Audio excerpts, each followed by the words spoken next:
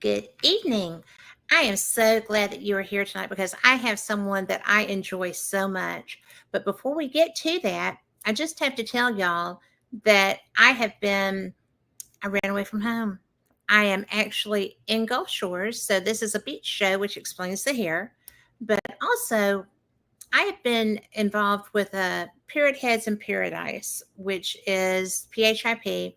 It is a a fundraising branch of the Period Head Clubs, which is Jimmy Buffett's groups of fans. And I am one. I have been a Period Head since I was 15. I saw Jimmy Buffett open for Eddie Money. That's how old I am. But anyway, we have partied with a purpose. We have raised so much money. We had a tribute to a musician who had passed today, and that event is called the No Plane on Sunday group. It started in Key West. And so I'm just going to say thank you, Jimmy Buffett, for bringing me so many of my friends. And I'm so sorry you're not here in the flesh with us now. But I tell you what, you have created one of the most friend organized places and events that I've ever been part of. And Lulu's is fantastic. So, just so everybody knows, if you come to Gulf Shores, go to Lulu's and support them a little bit because you know what? I did a 5K this week. I did all kinds of raffle things and stuff like that. All the money goes to where they say it's going to go. So, and it's all about helping people out. So are Parrot Head Clubs. So, if you have one around you and you're interested, it's a great way to give back to your community.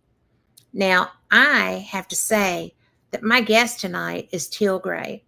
Teal is a brilliant writer. You can find all of her work on Amazon. I don't have one of them with me because they're on my bookshelf at home because I'm in the middle of reading something else and I've read Teal's. But I'm so glad to bring her to you. She is a sacred site explorer. She is a global traveler because she enjoys that so much. And we are going to be joined in a little while by a special guest, the special surprise guest who has shared one of Teal's adventures, and y'all know them. You'll love it. So I have to say, welcome, Teal Gray. Hi, thank you for having me. Oh, I am thrilled that you are here. I had such a good time with you. I do, you too. We're just like a little bit like sisters who never grew up together. And who live across some thick states from each other. Right. That's right. That's right. Wouldn't it be nice if the South was like New England and you could drive 20 minutes and be at your friend's house Oh two my states over? gosh, yes. I mean, I'm a native Texan, and it's Yes, a big state. It's a big state. it is. And, it's really funny because one of my girlfriends is in Louisiana, but on the Texas side. She's down, Uh-huh. she's down by Baton Rouge. Oh, And okay. so she was like, well, we're so close. And I'm like, we're really not.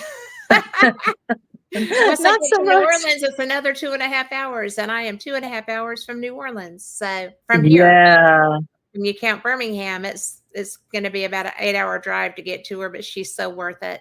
So that is a Yeah. shout out to my friend Jennifer. So Nice. y'all are very similar. You would love to meet her, We'll but have to have a little get together. we can do that because we have this technology now, so we can just get faces with everybody. We could. That would be fun. Yeah, we'll Have our do own that. little conference. We could do that. We could sell tickets to that. We could sell tickets to that. That's for sure. That would be something. Well, because that's UFOs, that's ghosts, that's cryptids, and we all do Yeah. all three. I mean, all of us. And she has actually Yeah. been having a lot of ET contact lately. So I bet it's really amping up, I think partly because of the big changes that will happen either way it goes with the elections. Whenever there's big changes, they come closer and they show themselves more frequently. why is that? I think it's just to remind us that we're a very small little ant on the pile, and we think we're amazing, which we actually are amazing, Yeah. but they have shown themselves at different times when it was, some upheaval possibilities in the country, and have turned off power plants. They've made it, where we know, look, we can shut these things down. We can also turn things on. So watch it. Minot, Minot springs to mind with both of those, which is a nuclear base, Yeah. and they actually shut down our nuclear capability in that base Yeah. when things were getting pretty hot and it looked like we'd be launching one. So Right. they So also I turned think one that on. yeah, keep them off. Just keep them off. Nobody needs Yeah. one of those. We don't need that. No, we have enough riots, fires, and mudslides, as Buffett said. I'm going to be a little Yeah. bit reminiscent because I really liked that individual as a person and the charity. So there may be a few parrot headisms dropping in left and right. Hey, listen, I love that. So I think that's wonderful you do that. I think it is. It's a beautiful thing. And it's something that people can get involved in. Like you said, there's so many, sites that for them, and they're so well known and so well loved. And it's a charity that is checked out. It's, safe to use and safe to send money to. And I think that's wonderful. well, especially in times like this, because you know, two major hurricanes within the span of 2 weeks, Yeah, that's basically crazy. hitting through Florida. And, Yeah. now that they're flipping over into the Atlantic, they're going to my kid who's in Yeah, South sorry about Carolina. that. Yes. And then the owner of Fate magazine is in direct was in direct danger and affected by Helene. Mm. Yeah, So, it's that's just terrible. it Well, is. if you remember back, this started actually 3 years ago, but if you remember, Yes. I was always hoping to give you better news for the new year, but I was saying, it's just going Yes. to continue to grow as far as these acts of God, as the insurance company calls them, so that they don't have to help you. Yes. It just, the weather is, the changes are unfathomable. And even the fishermen, out on the big ships in the ocean and stuff, Coast Guard, they're seeing wave levels that has never happened before. And I think it's, those affect everything. They affect, tidal waves, and the moon, you get that teamed up with it. We just got off of full moon. So a lot of things really do come together in nature that are wild and violent. And, we just have to stay in prayer and hope for the best, but be prepared. Always tell everybody that, look, at least for 3 days, but gosh, a week, 2 weeks, because sometimes the power is out. Sometimes Yes. grocery stores can't get any supplies in. So please have plenty of water and at least some energy bars, something that you don't need to cook, Anything. no, I mean, like tuna in pouches, things that you can get some protein from. And don't forget your pets. Stay Oh, stocked up yes. on some extra food that you don't touch. I understand sometimes it's like, oh, I didn't have a chance to go to the store, I'm going to steal from this pile, but just replenish it, because Well, you should be doing that anyway. You should be yeah, rotating that stock. yeah, And we actually had to do that with a few groceries. yeah. And because somebody ran out of Splenda Oh, there you and go. Well, didn't have it. So how dare they? I know, I couldn't believe that happened. But so, that's how you can rotate your stock. You don't want to have Sure. expired food in your No, no, no, no. tornado or And hurricane for so many supplies. that don't have a lot of stock because they're living, a little closer to the cuff, it's hard to do it. I understand that. But even if just, if you can extra couple of cans, even if it's not your favorite, a cans of Vienna sausage, cans of, like I said, pouches of tuna, just anything that you don't have to cook, just in I bought case, dingy more beef stew. I did that back in the I was looking day. for I did canned that back stuff. I couldn't in believe it. 1999. I had so much chili and didn't more beef stew. But now I'm saying even things you don't have that you can't heat Yes. up, Yes. because Well, the sometimes pouches you get are. in a situation that you are stuck. But some of the Mhm. things like cheese and crackers, anything, it doesn't mean you're not going to get help quickly, but you need to have some stuff to where you're already going to be in stress if this is a problem for you. Yes.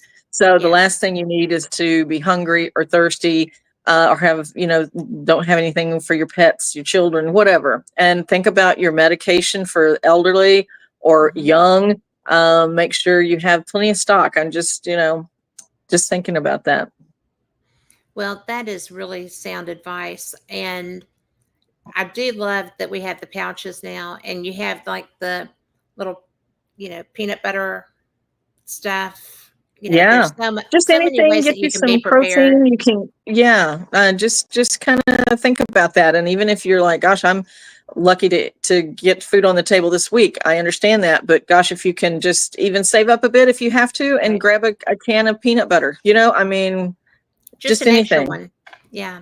Just an extra So one, and just try to make a little build up, so everybody can do it, whether you're having tight times or not. Just think within your means and just do what you can, but think about absolutely. things that don't have to be heated. Well, it just makes it so much easier. Oh So yeah.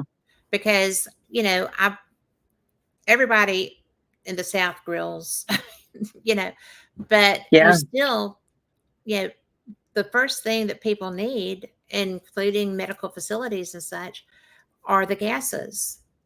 Yeah, And because so if you're don't count using on a being gas or propane grill and you mhm, don't have it, that's not going to work. So, right. you'll have to build a fire, but do you have the things for that? So again, I just at least have things, that would be a luxury to some people to be able to cook Yes. out, so just to think, but yeah, it's I don't see anything. I mean, I think we've got probably, because I think I told you the first time it was probably like a 10-year cycle. I think we got 7 more years of it, Yeah. but we'll see. We're not even midway there yet, but it's pretty devastating. It is. But now that we have solved all of the The hunger world's problems that are problems. crisis, so that everybody knows what to do if you get into a food crisis.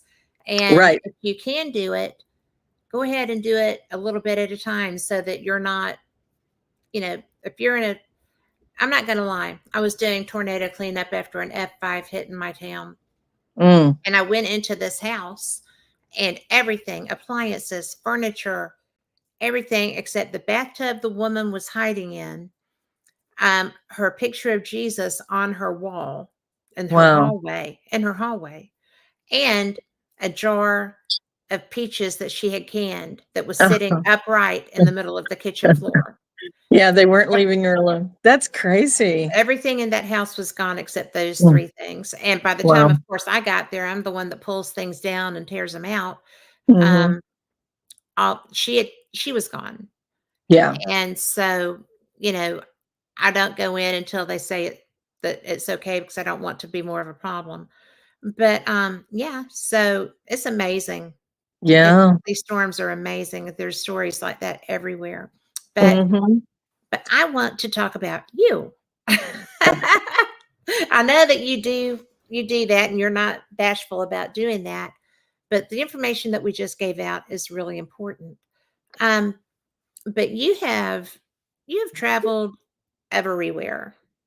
I like to travel. I think Yeah. it's I've always been a curious little cat, as a child on up, and I hope I never lose it. I want to be kind I of a know. lifelong learner, and one of the best ways to learn is to immerse yourself in different cultures and different belief systems, but you have to be just an open blank page. I think it's best to not come in with any preconceived notions, because so much of that is just things that have been passed around that aren't even, a lot of times they're not even true at all.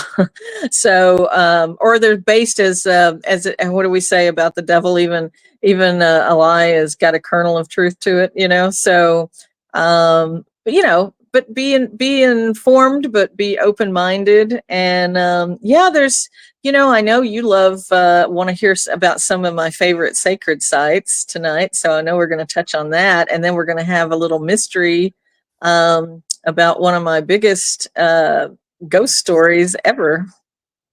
And this is because we have talked about that biggest ghost story, and but we have not brought We've this only person ever in. got to just kind of touch on it, Yes. we never Yeah. told the full story, and nobody knows the full story. So tonight you'll get that. And I'm so excited because for those that don't know, Teal works closely with other people with her skill set. Mhm. And I'm fortunate enough to be friends with a couple of them, actually.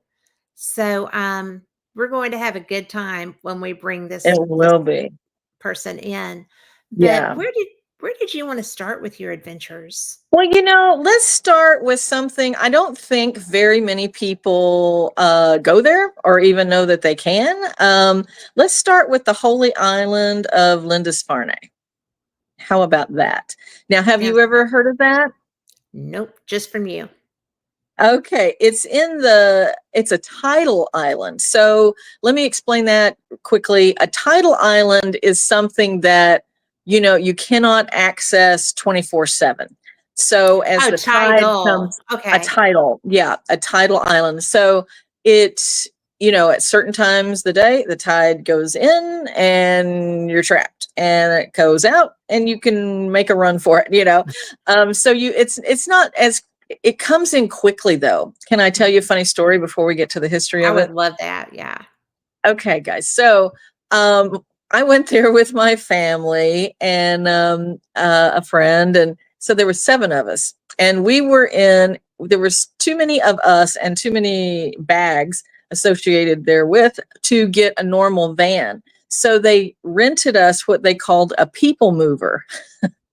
Okay. So it was like probably for 11 people, 12 passengers, something like that. So it was a good sized van. And my son-in-law was driving it and did a great job, because it was hard, and the streets there, I'm from Texas, so we're used to big wide open spaces. Yeah. Flip that to make it narrow, make it where a lot of times there's a one lane that's going to have to provide for everybody, and you're in something well oversized. So stressful. Yes, I'm sure he has a little PTSD from that, but but but he did a great job. But anyway, he really wanted to see this, and I did too. And it's so so we knew it was a TIDAL, tidal Right. island.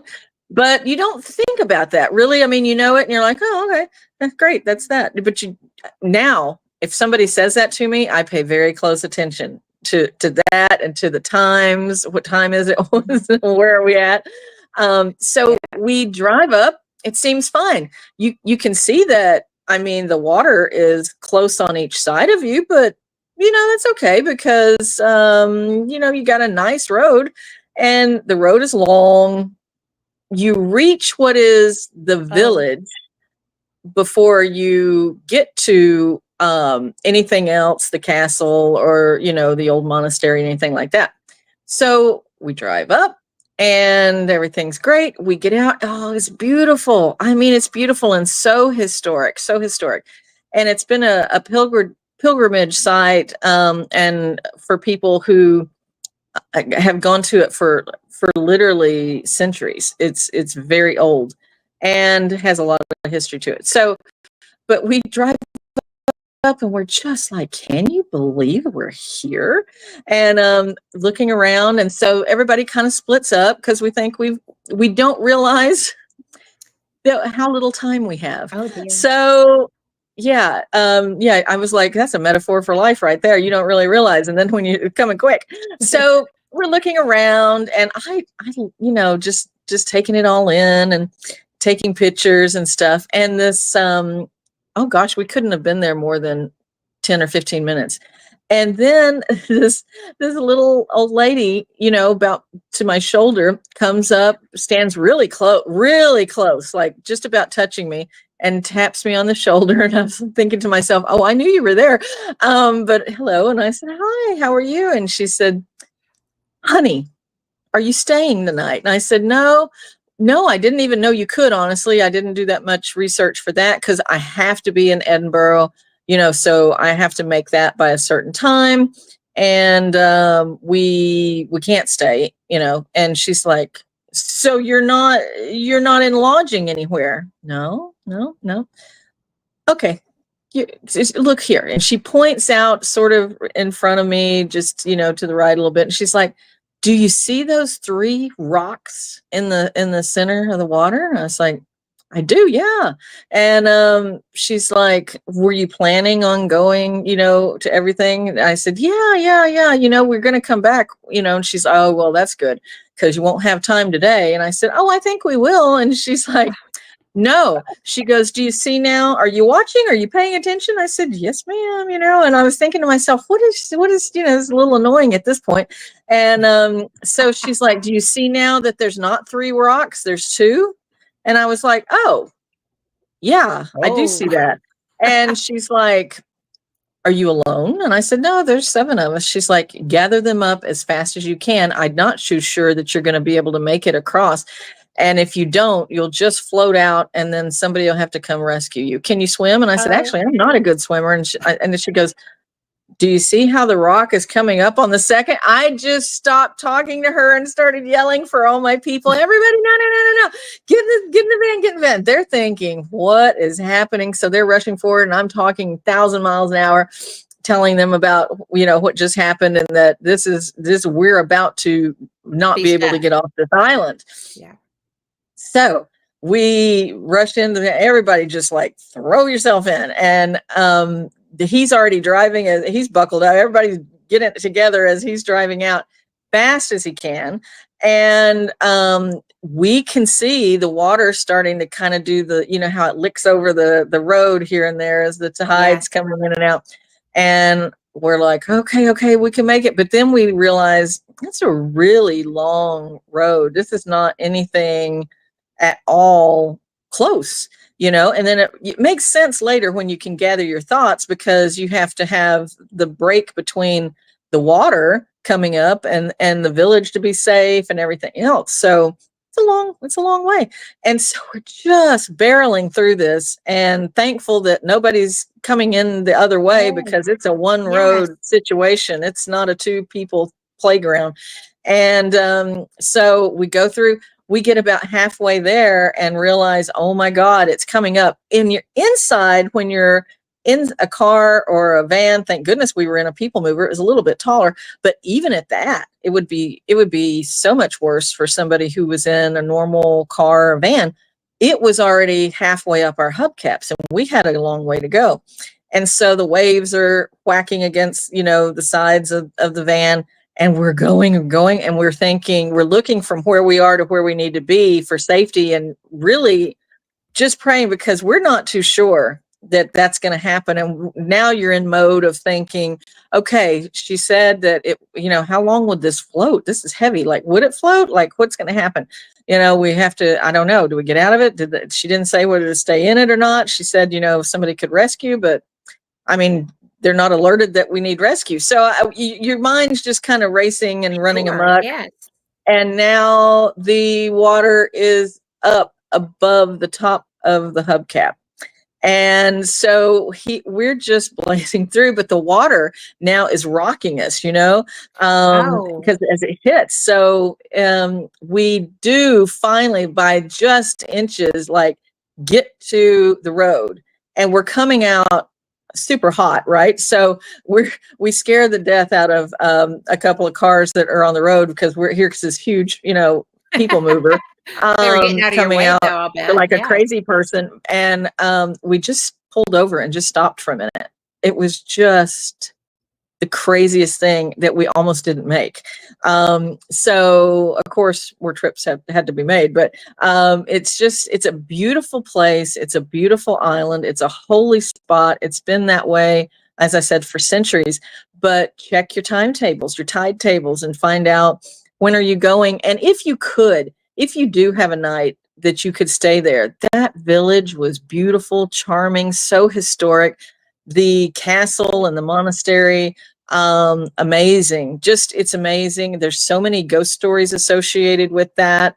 What village And was that? it's the village there at the Holy Island. They call it the Holy Island, but it's Holy Island Lindisfarne. And it is in the far northeast coast of England. Okay. So it's all right there, but that was so scary. Did you ever see The Lady in Black with oh gosh, I just blanked out on his name. He was in Harry Potter, or The Woman in Oh, Black. Daniel. He's Daniel Radcliffe. He Yes. is on he gets sent to take care of the estate on a tidal island, place. And he is shocked too, because he thinks he's there, and then he turns around, he can't leave. So he has to stay in this terribly haunted house. It's a good movie if you haven't seen it. I will watch Um, that.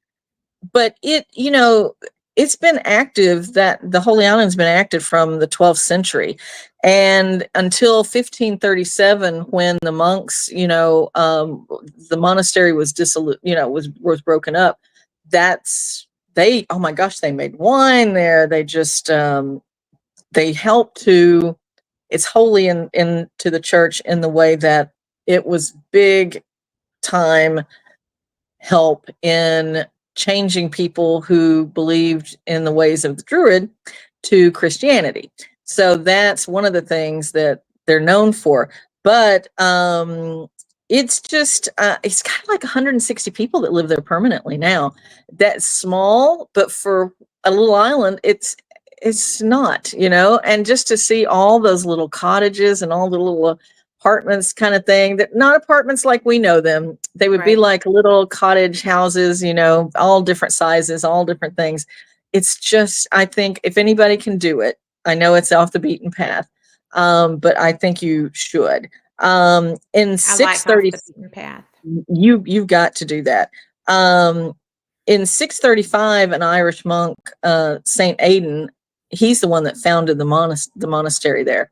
And so work has been going on, and pilgrimage has been going on ever since, Oh and my, that's some older than that. stories. Yeah. Oh, yeah. That 635 is very old. And even people say even before he founded the monastery, it was a holy site. People still made pilgrimages to that land. And we talked about that before. What makes something holy and what makes something, feel like it's cursed?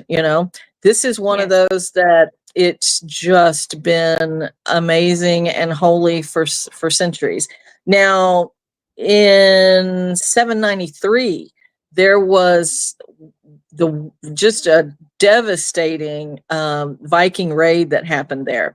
They killed monks, and anybody they could find. They killed monks, they killed dogs, they killed anybody that was there.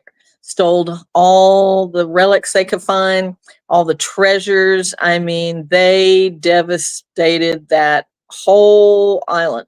And I mean, that was really a big thing, and it was really a hit to the church, because being Christian, priding themselves on being Christian, that was to them also an attack of people who weren't against them. So it was Sure. taken to heart in a lot of places, not just there, but throughout England and other places that were trying to convert to Christianity. So, but it's just a history that goes back long, long, long, long, long, long, long way.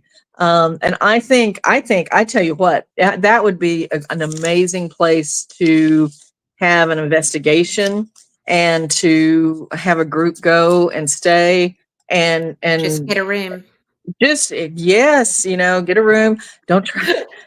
Please don't walk the road on a night stroll, because you're gonna get saved by the Coast Guard. But If you're fortunate. if you're lucky, yeah, because that's deep, deep water. But they say there's the hound that used to be so loyal and protect the castle, and was, there with the monastery. They still see that dog a lot. And That's I interesting. I think I saw the dog, but I was so in a state of craziness that I didn't know about that at the time. But yeah. You know, it is so hard for me to envision you wigging out because you're I was on so. the inside. I'm calm on the outside, but I was like feeling very responsible for the other 6 people with me, and I was like, oh, I brought them here and I got to get them out in one piece. And I wasn't even the one driving. I mean, Yes, it was out of your control. it was out of my control, and I'm a little bit of a control freak. No, we So would never just a do that. little, just a little. But it really is generally not to just be controlling. It's always my first thought is for all the people, whether they're attending an event or they're with me traveling. For example, this not this past weekend, that was a library investigation we did, but the weekend ago on the Hmm. 13th, we had a big investigation for the Oddfellows Cemetery here in Denton, Texas. Now, they hadn't allowed that before. So they're doing a big 31 days of Denton, Texas Halloween. They're leaning into it like some other cities and towns lean into Christmas. Right. And so, not wanting to compete with any of that, they thought, hey, let's do this. They did a phenomenal job. And gratefully had 4 events during that with them, with the city. But one of them was this cemetery tour, an investigation. Well, So, let's let uh, people know that you did write the book, Haunted oh, yes, Denton. I wrote Haunted So, Denton. Yeah, so I wrote Haunted they know Denton. And her. Yes. yeah, it's Haunted Denton. Yeah, they came to me and said, "Hey, would you do these events?" And I said, "Yeah, I can." And so I had my team, which I do have a big team, of like 14 people on my investigative team, and they're all heavy hitters on their own right. Like, Mhm. these are not just team members; these people could all have their own teams. Right. So, you kind of got the best of the best out there doing this. And I had them, I was just on the minutia, like any little detail, because in my mind, if you're over prepared, everything's going to be fine. And it was. But Yes. the city was like, gosh, it's the first year, Teal. I know you think a lot of people are going to come, but I mean, 20 would be a success. And I said, Yes. I'm bringing more than 20 people on my own. And we had the North Texas Ghostbusters, Yes. who are an amazing group of people out there. And so we had them, we had the Ghostbusters cars and all of these things in the trucks. And so they were out there with us. So we had all of that extra help. But I set up, because I started thinking, no, I just knew, I just had a feeling this is not going to be terribly small. I'm not going to be able to move the group around. So I need to set up stations. So it's a 22-acre cemetery. It's big. And tell them the history of the Oddfellows there with that, why that cemetery was Well, the the one. Oddfellows are a fraternal order that came over from England, Mhm. and the Rebeccas are a set of them for the women, and that was done later. But they're very charitable. They really, to this day, do amazing work. But there's always been a lot of mystery, and to them, and to their ceremonies and different things. In fact, when I was doing a book reading, just several days from that, on Haunted Denton at the library, the main guy, the head guy from the order here of the Odd Fellows, was there on the front row in the audience. And I always am really courteous, and just, because if I'm not in the order, it's going to be hearsay, right? I mean, I can't tell you for a fact. So I kind of allude to things, but I don't say anything's a fact. Well, he stood up and he said, "Hey, Teal, can I say something?" I was like, "Yeah," I didn't know who he was. And he Right. said, "Hey, I'm the main guy here. I own the building downtown that you're talking about now, for where the Oddfellows met, for all that time. It's a very historic building." And he's like, "I own it. And also, you haven't said it. And we appreciate that you've not really jumped on the bandwagon here of all the rumors." He's like, "But so let me give you a treat." And he comes over and he takes off his ring, which has got memento mori and everything on it. puts a ring in my hand, closes my hand, shakes my hand. And I guess that was like letting me know, hey, you're okay. I was like, it's a beautiful ring. And I was like, are you kidding me? I can't believe he's here. And he said, so you ready for your treat? And I said, yes. And he turns to the audience. He goes, what she's not telling you, because she's being gracious, is that we do use real skeletons, real cadaver stuff in some of our ceremonies. And he goes, although they're biblically based, tell them that. And I said, okay, yeah. I mean, I don't know everything, but I was not going to, I don't know. So I was like, they are. And so he said his name's Charlie. We still have him. And so the audience was like, what? It's not a fake. It's not just a skeleton from the store. And he goes, no, his name's Charlie. He was a real guy. And we treat him respectfully. And he's got his, the coffin and all the stuff. So all the rumors that you've been hearing, through time about him are true. And How did they get to have a real skeleton? Well, you got to think, I mean, this goes back to the 18th for here. This goes back to the 1800s for this order. I mean, they're older than that coming over from England. Nobody's going to tell you what to do back then. You just did what you did. So, and then it just became so shrouded in mystery if you weren't part of it that, it was just hearsay. So it was a real, just like that. Yeah, you wouldn't be able to say for sure what they're doing if you're not one. And if you were one, you wouldn't say anything. So it was a real treat, everybody was really shocked and it was fun. But so they were the ones that, started the cemetery there in the center of town. It grew from 4 acres. That was its start. And then more and more people, leaders of the community would add, hey, let us donate land, buy it here, there. And now it's grown through the time to be 22 acres. So it was huge. Wow, that is so huge. I had 6 stations set out throughout, and with multiple people from the team, and brought in my good friends from RIP, Greg Stevens and Brandon Lee and their team. They came out because they're veterans, and I thought it was more respectful than us talking about it to have actual veterans on the section that is so heavily veteran out there. And so they could, so they could tell their stories and their side of it, because soldiers all the way from revolutionary Texas up to past, World War II and on, Confederates, Union, they're all buried out there beside each other. And there have been, through the years, many stories of people thinking, is there a historical reenactment? What happened? It's weird hour of night. Like, what are these people doing out there? Maybe they're checking out, seeing soldiers, seeing Civil War soldiers, seeing people that were revolutionary, like Texas Revolution and stuff, like all the different also things that are more recognizable, like World War I, World War II outfits, things. They can't explain it, but they're said to roam the cemetery. So the spirits. Yeah. The spirits of period clothing. Yeah. And there's apartments around there and houses. And so sometimes people have reported hearing arguing, and then seeing, a soldier or soldiers or something.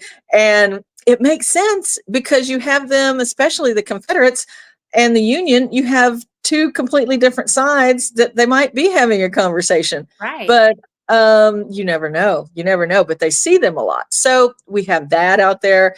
There was the crying baby, Isabel Carroll is buried out there. She was the very first person to be buried in that cemetery. And ever since then, there has been people who would see or hear a baby crying. And so they think that's her. And who can say? But but also a woman in a red jacket is seen out there. And I have one member, Ty, he's not a member of my club. He's part of the North Texas Ghostbusters, but he did an investigation with us there and at the Emily Fowler Library in Denton. And he used to live in the apartments on an upper floor that overlooked that cemetery. And he said he saw a young girl in a red coat in the middle of a snowstorm out there, and he was really concerned. He's like, oh my gosh, she's little, like she's young. What is she doing in the middle of the cemetery in the snow? And he was like, oh Yeah. my gosh.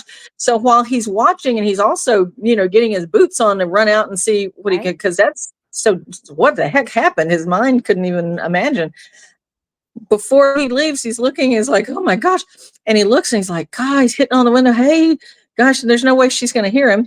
And she vanishes. She doesn't walk away. She doesn't go in a mist. She's done, like, she's so solid for several minutes, and then she's gone. He still went out there and nothing, but there was no mistaking that. And other people have seen children roaming around. There are a lot, sadly, of graves that are, adolescent graves, and so many historical ones. But there's the one that's kind of interesting, I hope is true, is there is the Pascal building downtown on the historic square by the courthouse in Denton, which we do have voted one of the most beautiful courthouse squares in the country. And it really is. It's historic. It's beautiful. Anyway, Andy's Bar, is Pascal's building. It's one of the oldest surviving buildings there in the square, because there's been so many devastating fires, 3 really, but it's still there.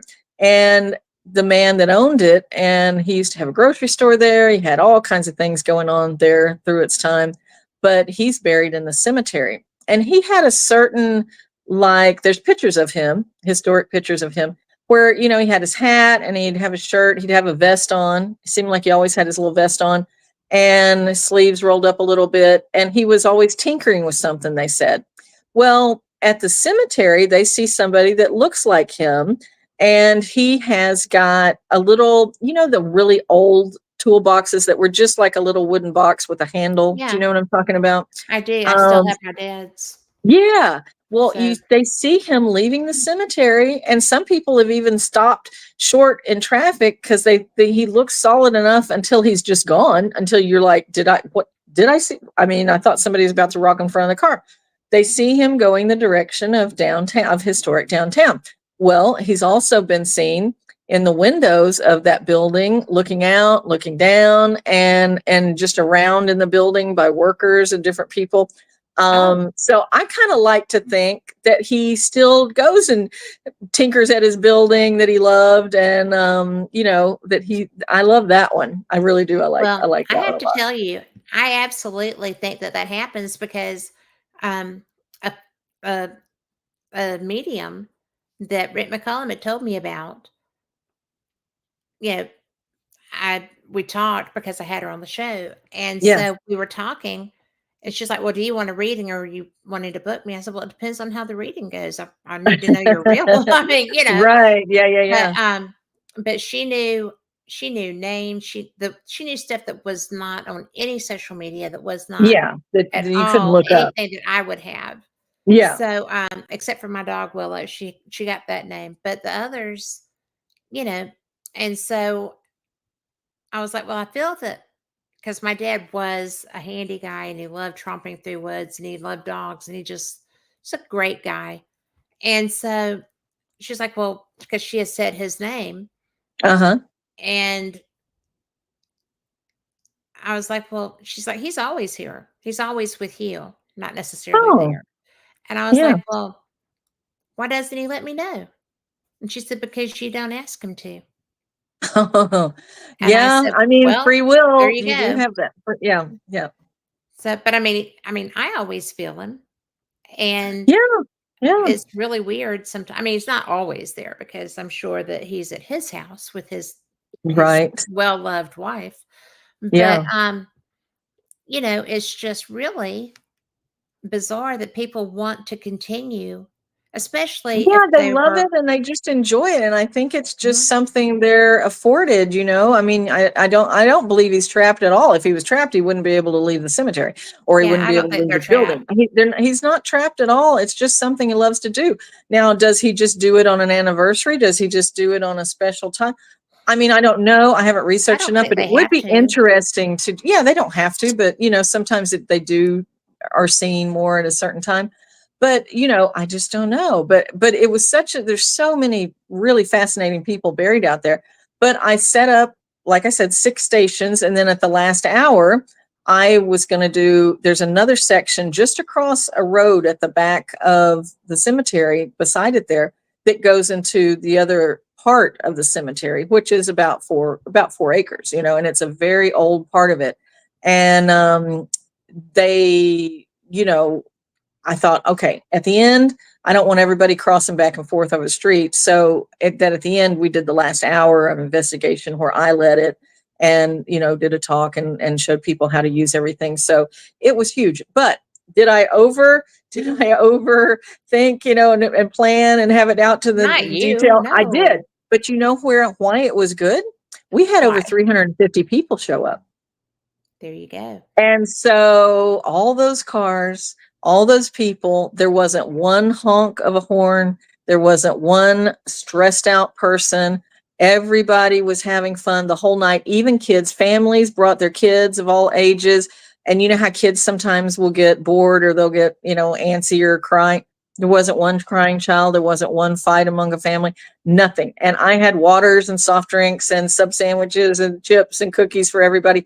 And I was like, I drive the white Suburban, so everybody just get in the back. And I had my husband take the Suburban and just kind of make rounds with it every once in a while. And people would get stuff out of the back. So they were happy, they were snacking, and they were doing investigating. And my team brought it, man. And so Oh, did Rip. wow. And they taught everybody how to use everything. I brought a lot of equipment. They all brought a lot of equipment. So everybody had hands-on experiences. But just that little extra planning, I really think that was the goal, smoothly. So Yes. that's why I'm a little bit of a control freak. It's just to make sure, because that's a lot of souls I feel responsible for. Not everybody thinks that way. Not everybody at all thinks that way. But I feel like if it's my investigation and then that's my responsibility from the minute it starts till the minute it ends. And I was the last one out of the gate. Everybody was gone, and that's when I left.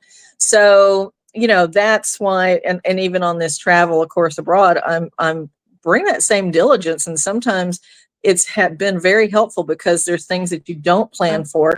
There was one time we were on a train and there were cows on the tracks, and so we were stopped in the middle of nowhere, and they're like, you might have to go stay at this old monastery if we can't get the cows off the track. Of course, my daughter and we're from Texas, and we're like, Right. do you want us to go get the cows off the track? I mean, it wasn't hard. We We were can just do like, that, dude. yeah, but they don't Yeah. do it that way, So they're like, well, we have to, I don't know what, ask them nicely, hope that they just move. It was kind of funny, but at the same time, we were thinking, I mean, wouldn't have hurt to stay at the old monastery, but it's Yeah. just, things are different. You have to kind of add that into it, But Well, I um, will say that every time that I've been to Scotland now, I think of you oh, thank because you. you It's are my here favorite talk. spot. Me too. I had the Yeah, best time, and we made the best friends there. And they're I very will. warm. I think Scotland is the Texas of the UK. I think so. I mean, they're Yeah. really, they do their own thing. It's very, in some places, wild and woolly history, Oh, just like they Texas, even but they they're ran the so Vikings polite. out. Yeah. Yes. Oh, I for mean, they sure. are bad to the bone. They are. But at the same time, so polite. They got those Yes. Southern manners. I mean, they just want you to make sure you're happy Yes. and content. And, from the start to the finish, they're really, really cute and inviting. But I love it. We were in Edinburgh, which is my really favorite space. But I live Sterling, there. man, Sterling is a close second. I just tell you, there's so many though. It's kind of hard to choose. I've been everywhere, but all the little places. But they would ask. I remember when the first trip has been years ago, and they asked us one time, "Oh, where'd you come from?" And I said, "Oh, well, we came from London." Oh gosh, did they treat you okay? Well, you're here Yes. now. Don't worry about it. Like, Well, well, that's actually, they were very exactly nice. them. That's exactly them. I had my friend Greg Stewart on, and for those that don't know, the Scots are a very proud people. Yeah. And I have had to apologize, and I will always apologize profusely because I spelled Stewart with the U and Oh, not, and in Scotland, that's a very big name, right? yeah. The Stewarts are it's a very important, very well loved name. Yeah, So yeah. I Lots I of was history. I was I was discourteous to my friend Greg, but I did apologize. So I didn't Yeah, even that's all you realize can it. do. Yeah, you Well, it didn't, it was is, but I just a mean, little I didn't mistake. even But yeah, realize it. it's a little So, mistake, but some people will, oh, the faux pas, you know. well, but I'm good at faux pas. Yeah. It's my gift. But Yeah. but Well, like you let me said, tell you real quick. I know we're going to be bringing our mystery guests on we soon, are, but and do I'm you so want to move excited. through a couple of places real quick that were sacred You know, sites? I would really let's see how I would Or do really you want to enjoy bring that. him on first? Well, let's do a couple of those and then we'll bring him in because he is so cool. I really Oh, want he to is. save him until we're going to bring him right in the thick of it because he's worthy of the Okay. thick. That's fine. Well, so let's jump to Glastonbury and the chalice well that is thought to hold the Holy Grail. So there, it's known as the Red Spring, and the reason for that really is the iron that's in the Okay. ground. It Yeah. turns it a shade. It looks like red. So some of the fountains, when it's moving through, like the blood fountain, it looks like red blood from the body Hmm. of Christ is moving through there. And the thought is that that the uncle Joseph asked for the chalice, the chalice he drank out of, the Holy Grail, to be buried there, kept safe there, and so people think that it is, and they, because of the red in the water, they really think, oh, this is exactly where it is. But it could be. We don't know. But you've got the Glastonbury Abbey, which is so historic. And now it was so old. I mean, it's from the first century. And it said that Joseph came 65 years after Jesus' death to ask this favor, right? So we'll never know really if that's true or not. But in 1184, there was a devastating fire to the abbey and it had to be rebuilt, but it's still very old. So I mean, you're talking it's so old. And then the Tor, is Hmm. up the hill about 518 feet from that. And that is Okay. also a spiritual site that pagans and other people have believed it to be a pilgrimage site. It just has gone on for centuries. It's just, even if you took the well out, the Tor stands on its own. Hmm. And the Tor, you can climb it if you're agile. And some people climb it faster, but you can certainly climb it in 30 minutes. But it's a lot of steps. You have to, make sure that you want to do Do they that. have it? But Do they have the steps niched they in? do. They have steps and stuff now, so it's so much easier to do. But it's very much, like I said, to this day, they have the Glastonbury music festivals. They have a lot of stuff that goes on in Glastonbury. Oh, But look okay. up, I know where that is. yeah, it's beautiful, beautiful, beautiful, beautiful, beautiful, but so deeply historic, so spiritual. There's mystics have been going there Hmm. for all time. I mean, just the land and just where it is. And there's so much we don't even have. It would take more than an hour to tell you all about it. But put that on your list. Put that on your Okay. list. Well, And we'll do the last one. Let's round it out with Canterbury Cathedral. So St. Thomas Becket actually is buried there in 1408. He was killed because things got sideways between him and Henry VIII, and four of Henry's knights came and killed him right there in the cathedral. Now, the cathedral was built just 2 years. Notre Dame, sorry, mhm, is quite a pilgrimage for people. It was built in 1182. So Canterbury was built in 1184. So just a couple of years. They're basically the same age. mhm. And both sites are really pilgrimage for people. It's just sacred sites for them. Now, as far as Canterbury is concerned, some of the stone was imported all the way from Normandy, in Really? France. So yeah, to build it. So it's got just, and that stone was so old that they came over and built it with way back when. So those are three of my favorites and three that are accessible. One, remember the title, TIDAL. Way Definitely. is going to come in, and you want to think about that. So, ready for mystery guest?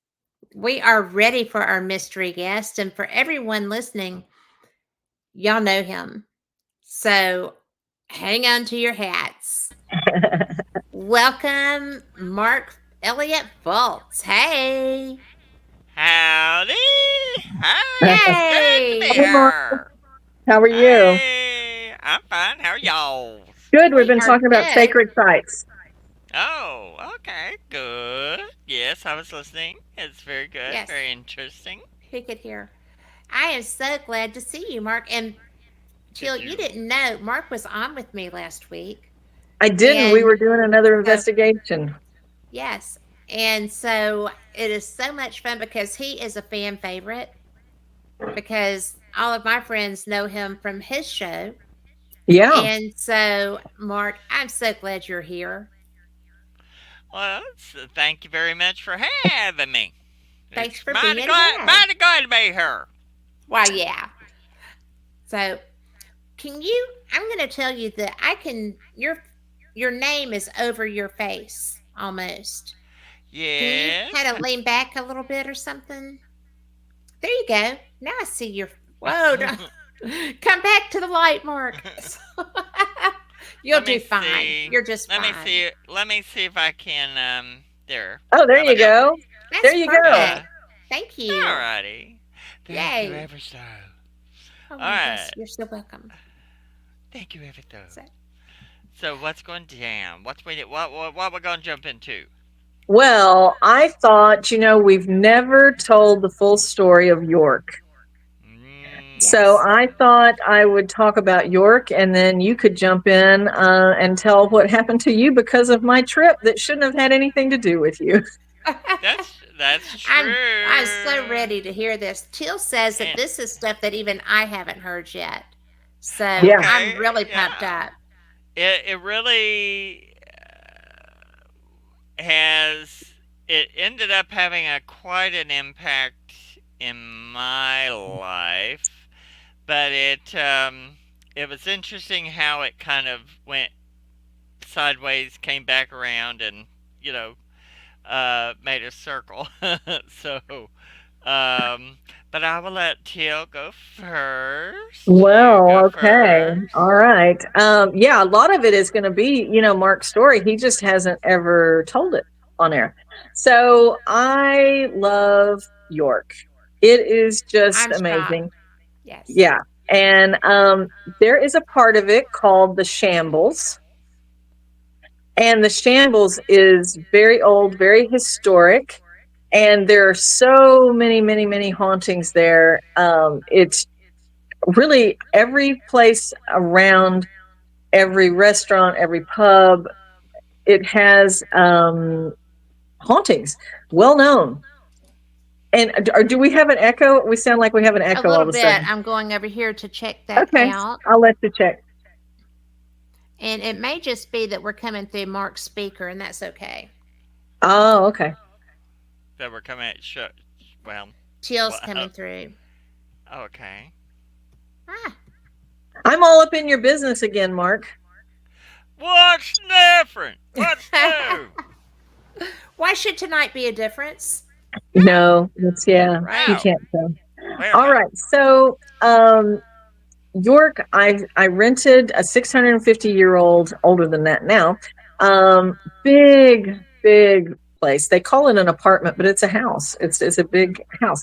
And right next to it is another, what they call apartment, but it is joined together by a common hall. The second one is locked in 1960s, 70s, as if you just step back in time. Every single thing in that place looks as if you're right there, right back in the 60s and early 70s. So really the 60s. But so anyway, I stayed in the older part with my younger daughter and her husband, and it was 3 floors. So you had the bottom floor with the common hall. You go up the stairs to the second floor, and that's where I stayed. And then you go up another set of stairs to the third floor, and that's where my daughter and her husband stayed. So there is an old story about the second floor where I stayed seems to be the most haunted. But I don't know. By the end of the trip, I think you could just take your pick on either room, any floor between that place and the 60s Palace next door. It was everybody had experiences, but nobody wanted to scare any of the other people staying there. So nobody said anything. And but so there's a legend that on my second floor at the foot of that steps there is a little cove and it has a window that you can look out of. It's beautiful. Has a little desk sitting there now, and that's where I was writing actually part of the book. I had so many great stories coming up, and with this I didn't want to forget anything, not that I think you could. For gosh This, what was it? Gosh, I'm forgetting my own books. Anyway, for one of the books of our travel stories. Do you know it, Mark? Do you remember it? Being blonde. Um, It's like the I Hey, Ghostly never Encounters remember book. we're I going to can't talk remember. about I'm that I'm later. on now. like 11 books now. I can't remember. But so Yeah, I can't remember. so anyway, the woman is supposed to weep and cry there, and she's been heard for many, many, many years. And she lost her child, and so she sits on the step and weeps, or the stair and weeps. And I was about to go right one night, and it was wee hours, everybody was asleep. And I thought, I'm going to go out there, although I had this huge second floor of living space with the kitchen and the living room. It was big. I just thought, just for fun, I just wanted to make sure I got everywhere. So as I was going out, I saw, I mean, of course, it was crazy, but it was just like a wisp of the figure of a woman in white. And I thought I heard something like kind of shuffling around out there. And I did hear her cry before we left. But that night, when I opened the door, it was just this misty woman figure, and she shot off down the stairs as quick as she. So that was obviously an intelligent haunting, because she recognized that I was opening the door, saw her, and she just poof down the Just stairs. reacted. And Yeah. yeah, she just went. So that was kind of an interesting thing that I hadn't told anybody before. But I thought, well, maybe I'll just go back in my apartment and worry about that tomorrow. So, but I did. I love the feeling of it. I mean, it wasn't scary. It was more sad with her, because she was mournful. I did not know at that time the legend. So I just thought I saw a woman's spirit and off she went. But I wasn't surprised because it was over 650 years old. I mean, that's a lot of time and history to take place Sure. somewhere. Yeah. So I did. I sat for a little bit and looked out the window. It was just gorgeous. It was just beautiful space, and it's kind of a dreamy environment anyway. But from the get go, I went back to the room, and I say room, but again, it's a whole floor, so it's big. And I got in my bed and I had the fire going in there, so there was that soft light. I had a little light in the kitchen, but it was basically dark other than that. And no more did I lay down. I wasn't asleep. There starts this tapping on the window, but tapping with a purpose. It wasn't just like a little tap, tap. It was tap, tap, tap. And I thought, oh my gosh, because I hadn't paid much attention to what was out that window. And I thought somebody was trying to get in. I knew it wasn't my people, but I was like, what the heck? So I throw the curtain back and look, and there's nothing there. And also, there's no way they could stand. It wasn't where there was part of a roof for you to stand on. There wasn't a balcony. It was just a sheer descent down from that second floor. And I mean, and you can see outside the courtyards had some lighting in it, and surrounded by a surviving old Roman wall, huge gate with a key that I can still feel the weight of in my hand. It's amazing. So nobody had gotten in, and even if they had, no way you can be tapping on my window. So I thought, you know what? I'm tired. I must just forget it. This went on like 3 or 4 more times. And I said, I'm tired of this tapping tappy tappy. You're not there. You're not showing yourself. Stop. It didn't happen anymore that night. But as I laid down and I was just like, oh, you know, that feeling you get when you think I'm finally relaxing and I'm going to get some sleep. Then I felt my covers move. And I thought, are you kidding? This is like a bad B movie, which, you know, I don't love those. I'm like, come on, either tell the story or don't. But it was true. And it was like a little tug. And I'm watching it move down me, like the covers are moving down me. And I was like, and I did say, you got to be kidding me. And then it went from the bot, you know, like it went from my feet down and it went clear across the room. The cover just was like thrown off me. Well, there was no way that could even have been a trick that was set up. Not that anybody would do that, but there was no wires. I mean, I had walked around the whole place. You couldn't say somebody that was renting the place wanted to move these ghost stories forward because I had never heard of them. And in fact, the owners did not want the ghost stories talked about at that time. So many people have had experiences that now I think they do talk about it. But back then it was nope, nothing. So I was like, huh, well, there you go. So I went and got my cover and I was like, I don't like that, you know? And so I got my cover and I got back in bed and something kept sounding like it was scratching or moving by the head of my bed, but I just looked down at this table. I did not make the effort, I guess, to look at the table that was beside my head, this little one at the corner. If I had, we would have seen what was going to change Mark's life, but I didn't. So this went on night after night. There were sounds and everything. The knocking never stopped. It was just weird night after night. And, you know, I would tell them stop. They did stop, but I don't know what the knocking was. I guess just to get my attention. I don't know. They never threw the covers off again, but I would hear them walking around because, you know, a really old wood flooring, you hear the creak of somebody stepping. And on some of the steps, it would move some of the furniture and that furniture would kind of creak and move. And so, you know, they were walking from where I was to the kitchen and back. And I was like, oh, good grief. Well, we ended up being involved that next day in one of the worst floods they had in over 25 years. So there's something with you and water, girl. I know it's right, isn't it? I never thought about that, but you're right. You're right. I'm going to have to think about that. So everybody in the group is kind of rushing around. Everybody's kind of got their, you know, what they're going to do, what they're going to try to get, whether that's food in or money or whatever. Everybody's got something to do. And so I was like, okay, well, I'm going to start cooking up what we have so that when everybody gets back, we have food because we don't know if anything's going to be open.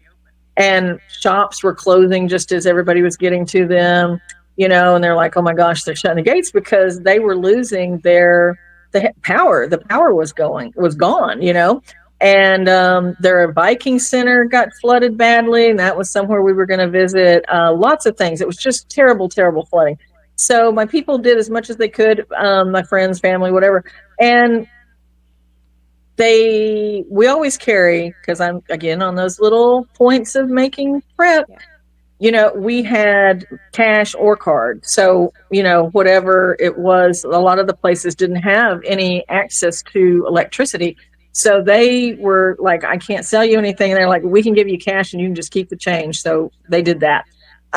So we were fine, and we were elevated where we were, that we never had flooding. Nothing flooded. It was fine where we were. We were just high enough up there in the shambles. But so anyway, while everybody was gone, and several of the members, you know, that were with me said, are you sure, Teal, you want to stay here by yourself? And I said, yeah, I've got stuff to do. I have different things. As you know, I had my show, you know, back then that I was doing Mysteries and different things. And so I had just prep work. So I said, no. And look, I said, oh, please, you know, they're like, this place is really seems like it's maybe got something going on in it. And so does a place next door.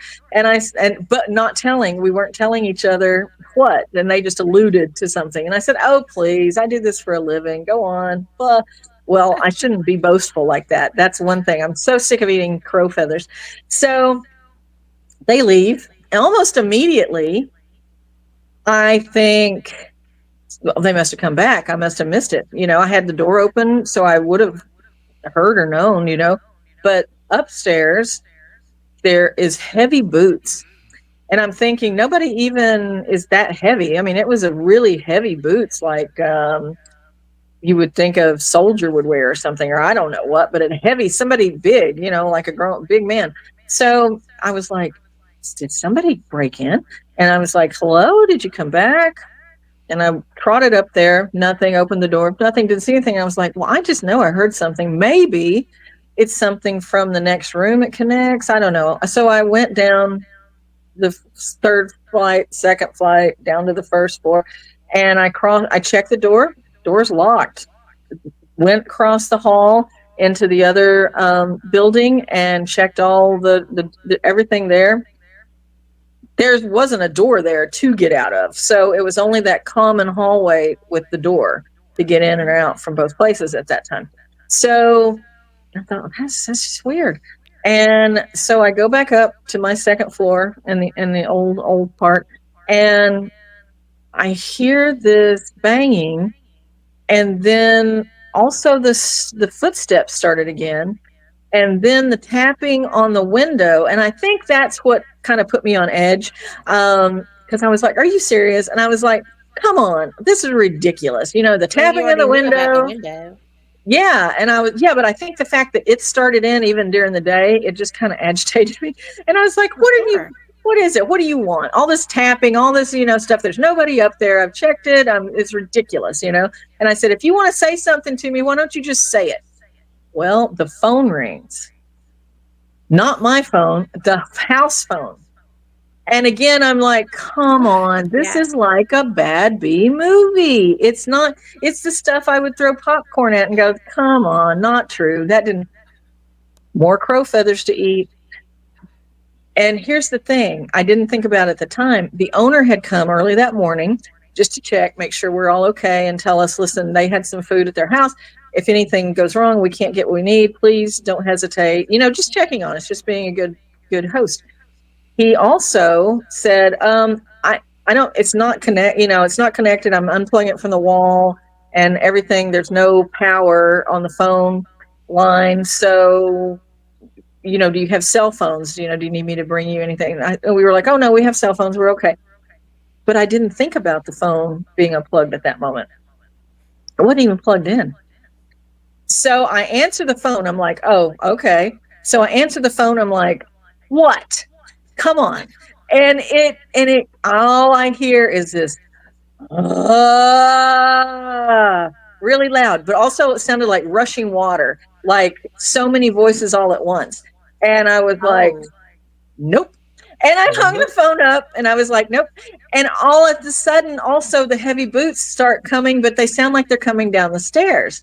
And so I grabbed my keys, grabbed my bag, and I was like, nope, I'm not doing it. And the window is going tap, tap, tap, tap, tap. And I'm like, nope. And so I oh go my down, and it gosh. sounded like the boots were coming down the stairs at me, like unmistakably getting closer. I did not run because I don't run, but I did learn how to power walk. And so I'm like, And so I go out, I get out the door, I shut the door and lock it. I've got my massive key to the gate. I'm all set. And I get out there, and it's just like it's daytime. We're fine. We're not flooded. Everything's good. It's beautiful out there. It's this huge courtyard. And I look around like, is there any way, I walk to the side of everywhere. I'm looking everywhere. Is there any way anybody has a fire escape or anything that they are just messing with me? There wasn't anything. There was no way to get up the side at all. It was actually made to be quite safe. I thought, okay, I'm going to go back in because this is ridiculous. That is just craziness that just happened. So I go back in and I listen. And it's very still. It's very still. And I thought, okay, all right, I'm just going to go because it's going to be getting dark soon. It was the time of year when by 3:30 it starts getting dark. I know that sounds crazy, but it was afternoon and it was going to get dark soon. So I thought, it's 30 minutes before I have to meet everybody at the cathedral next door. I'm just going to go. So I locked everything up again and, off I went. sat on a bench out there, and Mark loves green men. And I sat down, and there's, all these carvings of green men everywhere and all and stuff. And I was like, oh, he'd like this place. And I just started looking, and this was a historic thing from the Romans, and this was that, and just all this history I'm sitting in. And then I went over to the cathedral. Everybody showed up, everything was fine. But from that moment, Mark was being contacted, and I didn't know, so he didn't know about this round object that was going to change his life. But I'll let Mark talk about how they started to contact him. Oh, do Mark. It was fun. Can you hear me? Yes, Yeah. sir. Okay. I do want to address the tapping. In spiritualism, what that is when people used to do table tipping Oh, or Okay. at the table knocking. That's code. oh, So if you could record that tapping, if you ever go there again, or when you go there again, record the tapping, and then you can break it down to what they're saying. I'll bring Because you two, and that's, y'all have fun with that. I will. Yeah. I will. You I know may me, I tag along mean, on that one. That would be so cool. Yeah. talking to dead people is my life's work. That's Um, true. but I started Literally. getting connected, really, it's like, she was still, I think, over in York, I and was I still was in York. having, Yeah. and you know, you know, the spirits were kind of like pulling at me. She won't talk to us. Can you talk to us? Yes, We need you to and let her know. Right. yes, and they were Yeah. like, Yeah. we're trying to get whatever we're trying to get across. So Yeah. when she got home, I started talking to her about it, and she started telling me the story she just told about, the phone ringing and everything. And she had basically told them, if you want to talk, talk. So I didn't they listen. were, Yeah. and they were trying to talk. Yeah. And that noise on the phone when they start to Oh, connect in, what they're right, doing is they're trying to connect into vocal cords. right. And so they'll make these ah, and then it'll turn I've actually into heard that, yes, and and at first it terrified me, and then realized it was somebody that hadn't talked in a long time. yeah, they start to vocalize, and then it goes from that to a I O U, kind of thing. Well, it's And not. so if you It look, is scary, it's very Yeah. And scary. it's like you're like it can't even be real because that's right? Yeah, Because something from the movies. But it was it it sounds was like a happening. it sounds like a monster movie, which is why I don't watch horror movies. yeah, Right. but Right. So I love it. But if it goes long enough, it will turn into words. Yeah. See, So now after he was yeah. telling me all this, I was like, gosh, well, now I feel kind of bad about it, and I wonder what they wanted to say. I Well, guess you're going to go find out, though, aren't you? they just Yeah. wanted to communicate. So they started communicating with me, and I was like, "What's going on? What's going Okay. on?" And so we started. They when I started talking to her, they were still connected to her, and so they really started talking to me. And then I was like, "All right," and I broke it down into the spirits that I could tell. And there was a guy that I think was executed on the property that was probably Roman era. I have his name somewhere. I've got to find it. Um, but his name is above my pay grade. I can't pronounce it.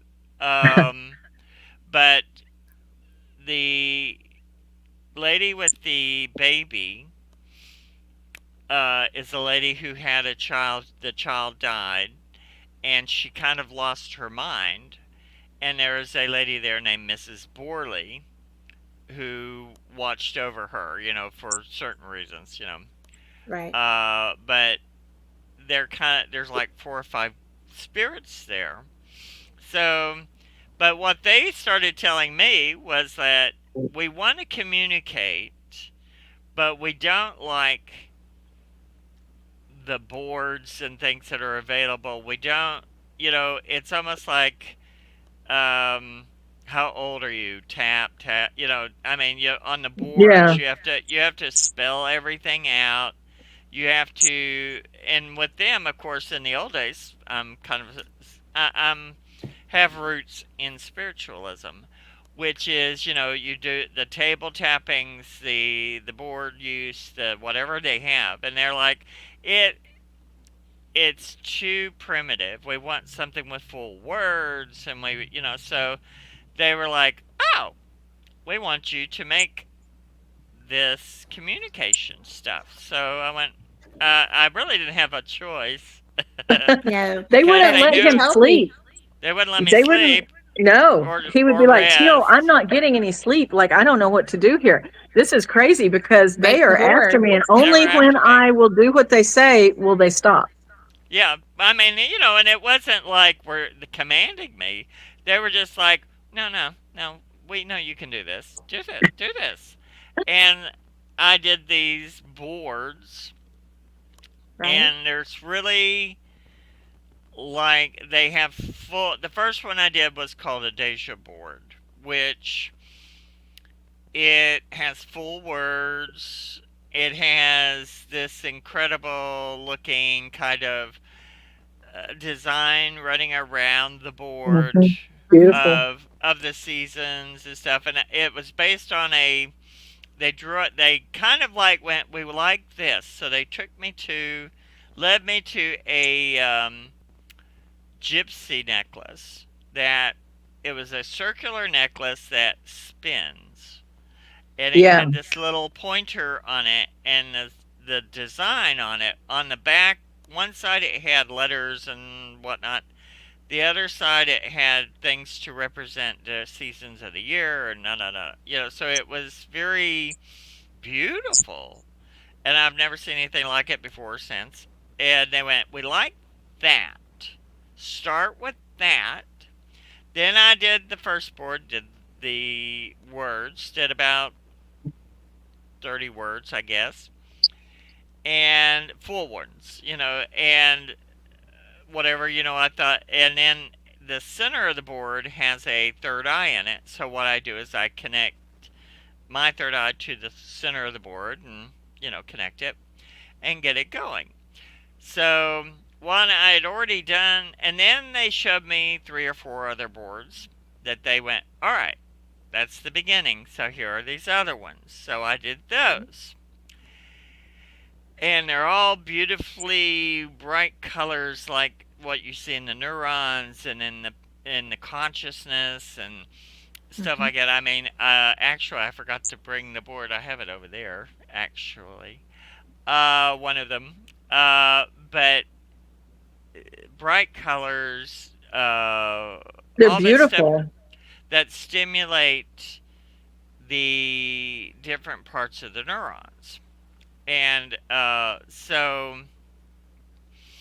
and it turned in from the Deja board is the main board, and in the four boards, the four categories of death, which are like homicide, suicide, natural death, unnatural deaths, kind of things. And so I connect each one through the Eye of Horus on each one to you connect all of the boards, have them sitting out, and then if they're when they're working, then they look like you're a DJ. But you can skip from when they're talking if they're going like if you're they're like, all right, if you're looking for a cause of death, here's a cause of death, and then you go to the board that has the cause of death, because if you're looking into a unsolved murder, you're looking for the type of death, if it's a weapon, if it was suicide, if it was murder, if it was natural, unnatural. And so they got this very complex kind of thing going. And I'm doing it, and I've already gotten two or three boards kind of done. And Teal's posting some of her pictures from her trip. And I look at the pictures and I see this round board and I said, well, what's that? Is that in a window of a store or something at the place you're at? And she goes, no. She said, I forgot to tell you. And by the bed, this place is so haunted, they have Ouija boards, kind of spirit boards, Yeah. by the bed so you can talk to the spirits, and it was round. Hmm. And I went, oh, And well, they're he used to didn't know that. that. He didn't No, know Wow. that. So no. he's getting Wow. all this information. It must be round. It must be this. He had no idea about the picture or anything. And I didn't, I forgot. Oh, yeah. And they like the round for a lot of reasons. Because when you're doing a board, it's kind of like a lot of things for me revolve around neurons Hmm. and nucleuses of neurons. So if you have the center kind of like, it's kind of a neuron. It's got the information.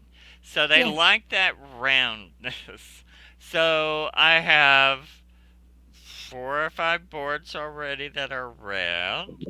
I went, oh, okay, they're very subtle, Yeah. and they really told me what they wanted, and then they're like, now we, because they want to talk further in sentences, not like a, e, or they really want to communicate. So I've used the boards. They work, boom, boom, boom, boom, and so but when I start using them, it'll look like a DJ using it. I'll be doing all of that, and then besides that, there's going to be chemical boards and vehicle boards, so I can look at because I mean, I'm a typical.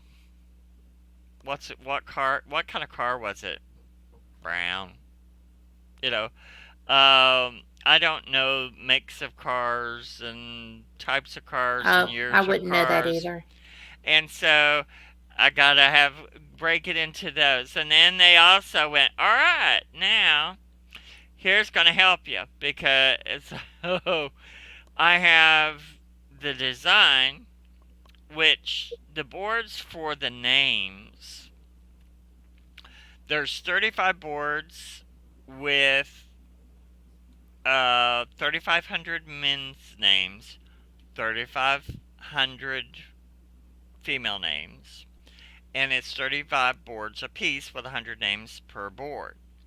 And they went, all right, you put it under the table, you do this, you label it, and if we tell you it's an F, you go to and it's a female, or if it's a male, you go to that F board, pull it up, and then we'll help you find the names. So, I mean, crazy stuff. Well, So, let me interrupt sure, you for a minute sure, because I know, and our everyday listeners know, and Teal knows, yeah, but not everybody may know that you are truly a brilliant metaphysician. thank you. You are an author. You are a psychic extraordinaire. You flip me out when you do things. You're a channel. Oh, thank you. You are used to people communicating with and through you. So this is not something that is just like yanking out of the air and going, woo. I mean, this really happens to you all the time. So it didn't shock you so much, right? Oh no, I loved it. Right. And even though it was irritating, like I have insomnia, but at some point at 2 or 3 in the morning, I'd be going, "All right, kids, I'm turning the lights off. You have to wait." But Yeah. I forgot. But it was great. And when I was finished with the Deja board, um, it's just so charming and beautiful. People are really drawn to the artwork. So, and uh, I don't know, it just has a whole different thing to it that when I can get it all working and going, and two for the planchette, here's where we go. They Of went, they went, we don't want a normal planchette. course not. And Of I have course one not. which I adore, which is you press it and it lights up in the dark. I love it. They like that one, but they're like, oh, It's we not we want. special enough. And so I bought the supplies. Now I just gotta get all the silver and stuff to do it. But I got there's a thing called silver metal clay, and it's silver or or gold or bronze or copper, and it has the metal in the clay, You can cast it or shape it or mold it, and then you bake it, and it burns off the clay, and it's silver or it's gold, and it's real silver. I mean, it's 99.9 silver. So they showed me the design for the planchette, which is this very beautiful, spooky female spirit pointing towards the window on the planchette. And so I've got to sculpt that, and then I'm going to cast it, and I've got the kiln, everything to do it, to make the planchette out of silver with little touches of gold. Put in actual stones like emeralds, things like that. So that will kind of, I'm getting ready to start revving up that this fall, get that going, so get all the name boards finished, because the name boards have designs from headstones. Some of the old skull, well, like Teal's Memento grandfather, Mori. Memento Mori looking stuff. Yeah. But it's in a circle, of course. Around the edge is all these winged skulls and angels and things. And but when I get the planchette done, then I can bake that and use that planchette. And they really want that, but they're waiting until I can download it and get it from here to here. Because right now I've been doing my psychic worm stitch book, and right now this noodle has too many things about neurons and weird stuff going on. Myelin. But Thank after you I very get that much. kind of cleaned out, then I will do the board to finish the planchettes. Long story, but that all came from her spirits, and they wanted to communicate. So then I was able to, we explored the stories of any of them that wanted to talk.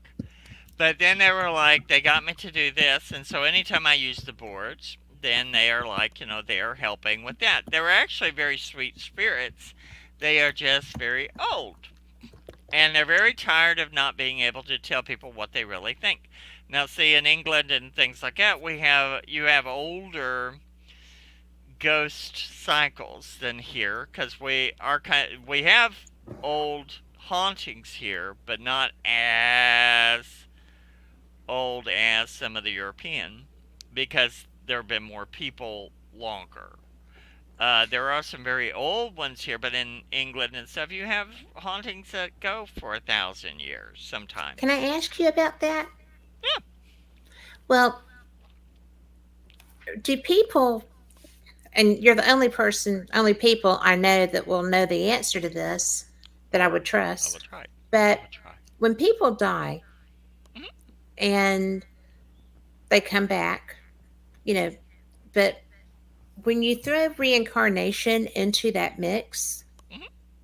then do we have like just, excuse me, do we have like dozens upon dozens of hundreds of thousands of spirits that are individuals, or do we have spirits that kind of recycle through? Or how does that work? Well, I will give it from my perspective, Okay. because I'm a reincarnated person. I Yes. know the last two, maybe three last chances that got interrupted before I could become into this physical self. And what it is with reincarnation, the soul protects the spirit. The spirit is the new you. It plugs it into the third eye. The soul protects the spirit, which is you. And during your lifetime, your spirit develops, records, learns, becomes you. This is Mark. But your own, as far as your reincarnation, you're a fraction. You're just a fractal. It's just a sliver of each one. I have, like, for me, I know I have the DNA of thousands and thousands of people. I have Mhm. the, in the consciousness, you have just, everybody, everything. Um, but as a person, we have the DNA reincarnation of all the people who put into our system, into our gene pool.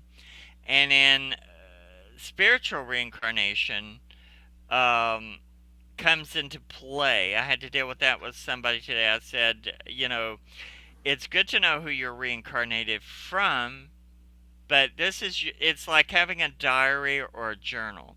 That was your journal from then. This is your journal now.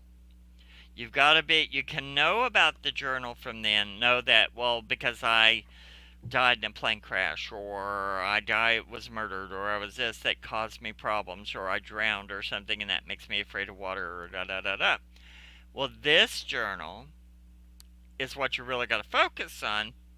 You can know where your roots from and where the things come from your past one, but you come into this life. When I died, they were like, "What did you learn?" And so when I came back, I went, "Well, we better figure it out," and I did. So the your past life, you're like a fraction of them. They're like a sliver, and they're in there to help you and support you, but the soul is there to protect you and let you develop who you are, not who they were, but who you are. And So we're then still individual. we're still individual. Now we have multiple spiritual energy bodies. We are multi-layered.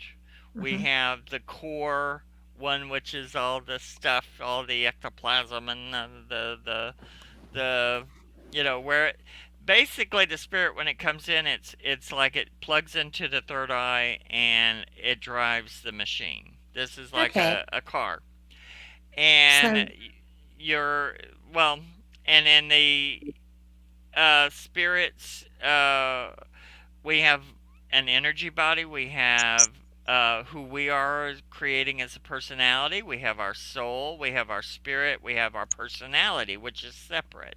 And sometimes those will split sometimes, and sometimes ghost are sometimes the personality, sometimes it can be the personality and the spirit, sometimes it can be the soul, or it can be absolutely the personality that just wouldn't stop, and everything else has gone, oh, we're going on. And, they go on, and then your personality keeps trying to figure it out or keep going. So we have multi layer.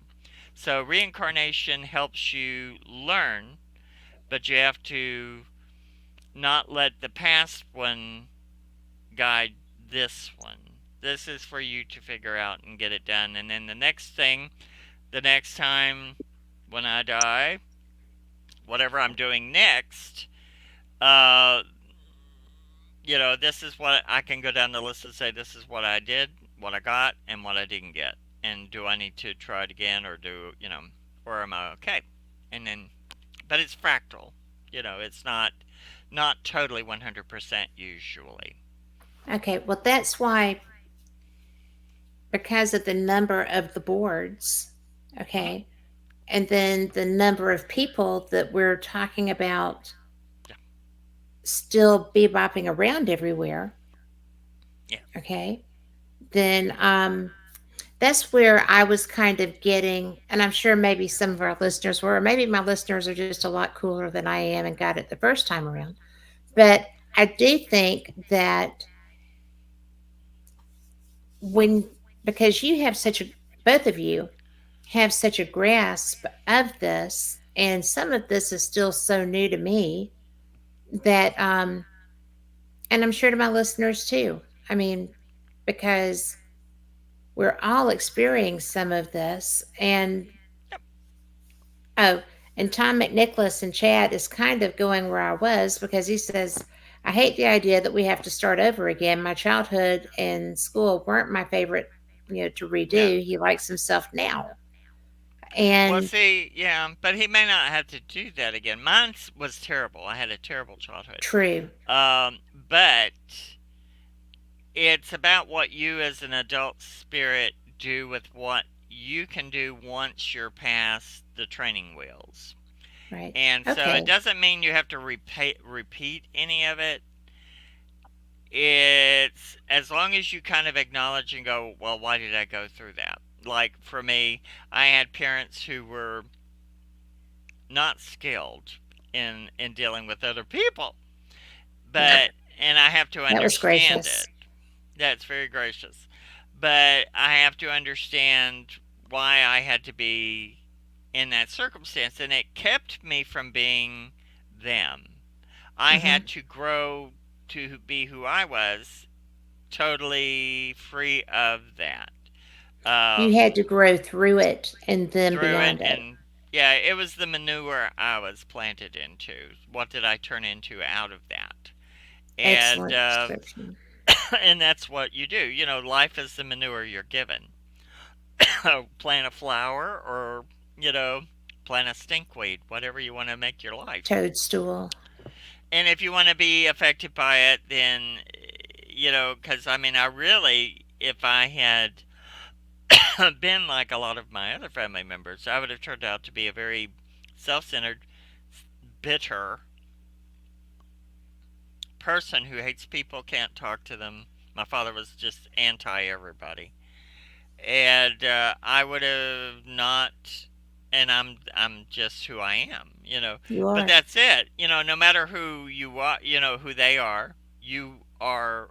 You have a prepackaged deal Yeah. in there. You've just gotta learn to. You can do some of being them, but you have to be you. You have to get it together. You have to get it on, You have to and figure out who you are. who you are, and see things like with the boards, and also some of the things I'm doing right now. I'm breaking down what I think in a trying to simplify how I think all of that works, so that for the next person who can take it, you know, someone can take it and go further. And because we're all looking for answers, there are no real answers. There's only direction. You know, I can say put you on the right path, maybe, to look at something or to think something different. We as adults don't, we're not really taught to think of ourselves. We're meant to be more of the Borg Yes. and to be like everybody else. And if you step out of that, they'll go, you know, if you start to be individual, Yes. it gets crushed a lot. And you have to be able to learn how to do it in a way where it works for you. So, And you can't be afraid to live. You know, a lot of people are afraid to die, but you can't be afraid to live. And that's one of my things. I'm trying. You know, I start going. Don't be afraid to live. Get out there and do yeah. it. Do it. Do it. You fall on your face. You know, don't worry about it. You keep going. So it's okay. What are they going to do? Eat you? You know, kill you and eat you? Mhm. So no. If they did, they wouldn't like it. So but like the things with the boards, the spirits want to communicate with us. We want to communicate with them, but they just wanted a better communication device. So they were So now, trying to communicate with Teal yes, there in York, but yeah, because of the normal reaction to that, and that yeah, wasn't to me, that was a normal reaction. Right. Then, you know, they had to find another way, and you were it. Yeah. yes, He was it eh, because he won't say no. He's not the nope. He's like the well, okay. What is it you want to talk about? And I'm like, yeah, no, no. yeah. But Also, I do become a little I don't know what you would call it, like nonchalant about it to a point that it is silly. I shouldn't be that nonchalant on some things because a fireball after the death of my mother, it was really interesting. Like there was like a fireball that people talk about, like an energy, and yeah, she did die here in the front house. It went from the hallway, one part of the hallway, all the way down to where the room she died in. And I didn't even get up to stop watching my movie. I just looked and went, oh, okay, that is not normal. So yeah, you don't get to that point to where you're like, oh yeah, well, okay, that's cool. Um, yeah, don't do that.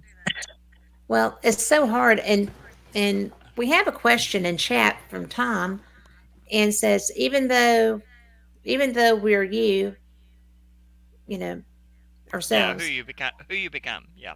yeah, parents teach us when growing, how can we distinguish ourselves from what they wanted us to be, from what were building us Yeah. to be Well, if someone's telling you who you should be and you're trying to as the fulfill parent, that as the parent, right? and you can do that 100%, you can try and please them, and you're fulfilling what they want. The thing is, each person has, it's not about what everyone else wants, it's about what you're supposed to be doing. And some people are happy, live their lives, don't really stretch outside of the norm. They do the things their parents do, go to the church their parents do, try to be good, It doesn't mean you have to be outrageous or something, but if you are drawn to something else, then, and you don't do that because you're afraid someone won't accept you, uh, and it's really who you need to become, then if you die, you didn't get that accomplished. So then it's a thing of, well, here's the checkboard, here's the list. Did you get all that done? And is it going to bother you that you didn't? Do we need to? Because people are very. It's really the consciousness wants to grow and wants to learn. And they want you to experience everything. Right. And they learn and grow from that. And it's a consciousness. And there's a whole lot. And the more that you are connected to it, the more that you as a person grow and you give. And there's a system that tries to get you to come over and do, when you died, they try to get you into the right place so that you don't, because we have free will. If we don't transition and go into the consciousness, then, if we say, well, I'm not finished with this life, I'm still trying to live a life I don't have anymore, then that can cause problems, or they can hang out for a little while. Some people, even as ghosts, ghosts don't last forever. It's at Do they some not? point they will break. At some point, if they know how to feed themselves, and I say this a lot, which is we have in our cells chloroplast, Hmm. uh, which plants use to do photosynthesis. And you can turn light and heat and energy into food. So, in your plasma, electromagnetic plasma form, you can live indefinitely if you understand how to eat. If they don't know how to eat, eventually what happens, that plasma thickens, gets colder, gets thicker, gets broken down, and then gets reabsorbed, and eventually the person gets reabsorbed and they make it to the consciousness. It's just it's at a point where they've broken down so far that they can't resist going into the electromagnetic field. And so eventually everybody gets reabsorbed at some point. Uh, and then it's like, then you go, well, that was special. What do I do next? And if you're going to reincarnate, if you're going to not reincarnate, if you're going to be an assistant, or if you're going to be a guide, if you're going to be part of the intelligence of the consciousness, or whatever, it's energy. So it's not laying down. When you die, you're not. Your body may be laying down, but it's energy, your frequency, you're going, and it's continual. There is nobody to wear out anymore. So Okay. it's just like being part of a computer. It's like it's always thinking, going, what, who can I help? What can I do? Or affecting. And like the ghost in York, they are intelligent and they don't like not being able to communicate. So think about being stuck in a place where you're going, hey, "Hey," and you may hear something Ah. like you're driving a car with an open window going by somebody going, "Ah," Yeah. Yeah. they want to talk. Or And power you know, walking out the door. yeah, Right. They're like, well, she's just not helping. but see that was But okay she has a because friend. that Yeah. opened the door to communication.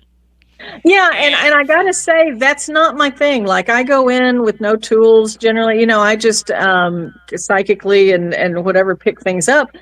Same thing with mediumship. I keep that at arm's length. Like I can see them, they get messages to me.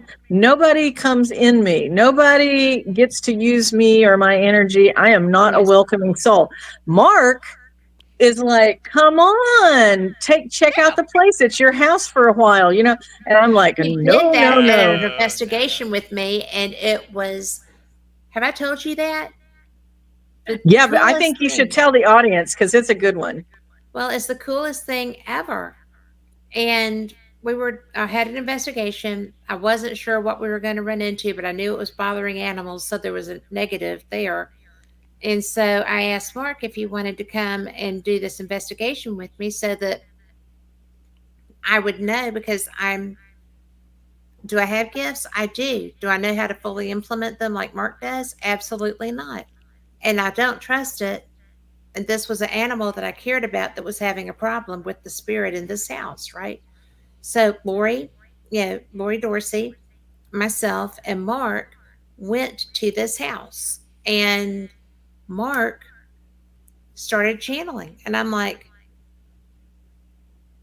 everything about Mark changed. Yeah, His he's voice like a changed. different person. His Yeah, he was not like a different person. He was a different person. And yeah, this was a person that had a different hairstyle, a different facial structure, a different voice, a different, you know, physicality of how he moved.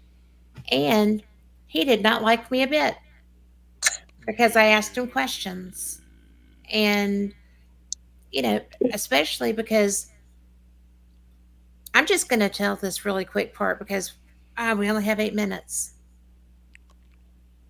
Mark was doing this thing, and he was like, well, that doesn't even look like me. I'm not black. I'm not black. I'm dark.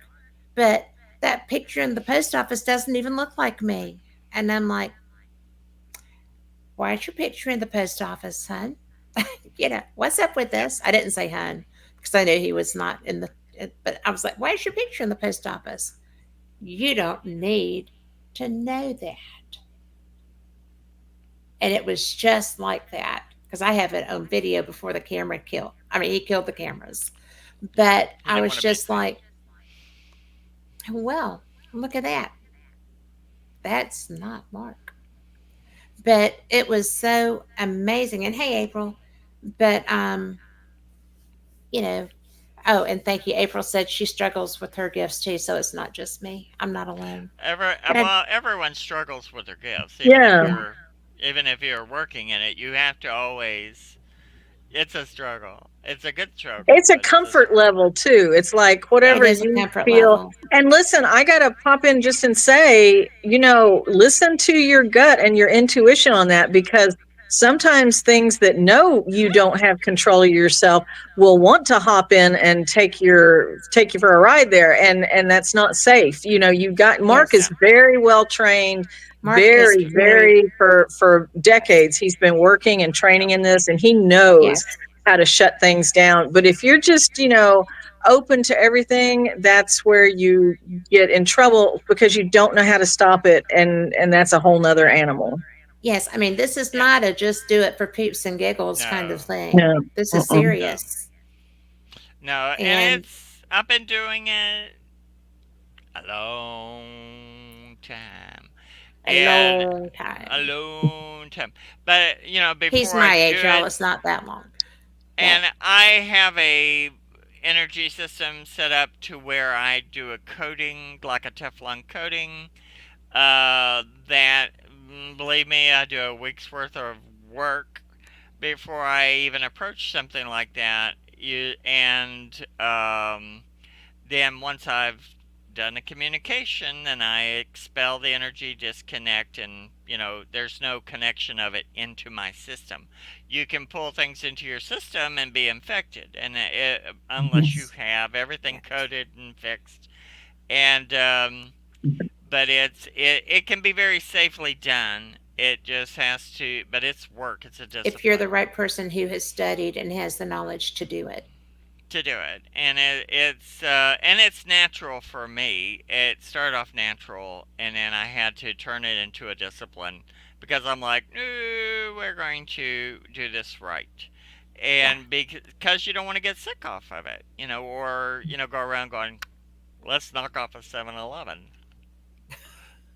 This guy was going So to knock off more than 7-Eleven. He oh, already had he done was a, that. he was a scumbag. Yeah. And he was hated dogs, and he was hurting the dog there. He was hurting another dog on the property, Yes. and we stopped that. So Yes. You you stopped know, that, and I was so thankful. yeah, and I was very glad because it's children and animals. It's like no, no, no, no, no, no. You cannot. No, no, Exactly. no, no, no, Off no, no, no. limits. I will step in between whatever is going on because an animal can't stop the spirit. A child cannot protect themselves from something like that, Yes. and it's like hey to the no. So, but that just comes from being an old what I am. So, Yeah. And I'm so glad you are. And I'm so glad that both of y'all are here tonight because this has been, it really is fascinating until we're going to talk about more of your um, more exotic things another time because Sure. this is pretty darned. I mean, seriously, Yeah. seriously. Yeah. But Well, it's the first time we've ever told the story publicly to anybody, so yeah, you got to the run away. scoop. Yeah. well, I'm just so thrilled because I knew you had those boards you were working on.